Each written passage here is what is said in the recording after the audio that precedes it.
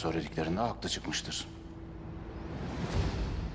Ve belli ki babasıyla halasının intikamını almak için Goncagül'de Noyan'la iş tutmuştur. Belki de Ertuğrul kendi adaletini kendi kılıcıyla sağlamaya kalkarken elimde ispat namına ne varsa yok etmiştir. Gümüştekin hakkında söylediklerimin de gözünüzde bir kıymeti yok mudur? Vardır. Lakin gözümle gördüğüm başka bir şey daha vardır. Kardeşin Ertuğrul bugün boynunu adaletin kılıcına kendi uzatmıştır. Bu ne demek Emir Hazretleri? Türkmen beylerinin karargahını bastım. Şehzade Yiğit de oradaydı. Bil bakalım hangi densiz, isyancı Alplerle birlik olup şehzadeyi oradan kaçırdı. Evet. Bugün Ertuğrul'un yediği haltları bizzat kendi gözümle gördüm.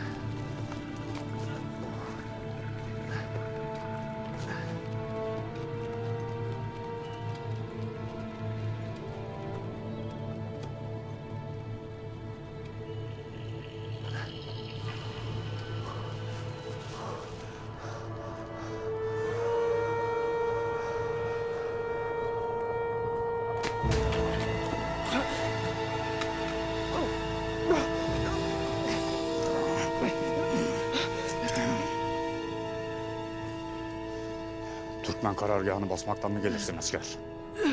Söyle. Evet, evet. Ertuğrul, ona ne oldu? Şehzadeyi kaçırdı. Saadettin beceremedim demek. Bırak beni gideyim. Yaralıyım, bırak ne olursun.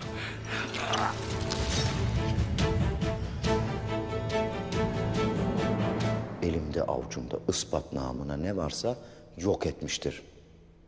Bu mümkün değil. Kardeşim asla devletine isyan etmez. Hala daha bana Ertuğrul deyip durmayasın Sungur Tekin Bey'im.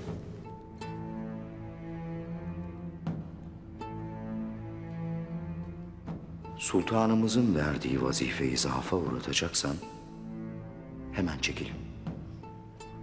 Çekil ki Şehzade Yiğit cezasını bulsun. Maazallah Sultanımız Alaaddin yetişirse ordusuyla birlikte herkesin cezasını kendi verir. Göçte öküzün ezdiği otun hesabı tutulmaz Sungur Tekin Bey'im.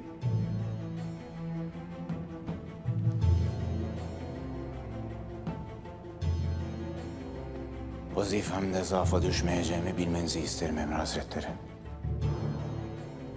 Şehzade Yiğit, sultanımızın emriyle cezasını bulacak. Zerrece tereddütüm yoktur. Ertuğrul'u da yargılanması için sultana kendim götüreceğim. Masum olduğunu siz de göreceksiniz. Sultanım. Kardeşimin size güvenmediği malum. Onu size teslim olmaya ikna edemem. Lakin sultanın adaletine teslim olması için ikna edebilirim. Peki ya ikna olmazsa? O vakit şehzadenin kaderi neyse onun da kaderi olur.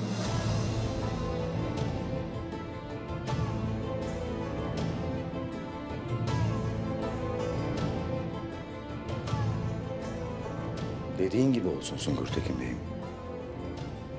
Sana da sultanımızın adaletine güvendiğim kadar güvenirim.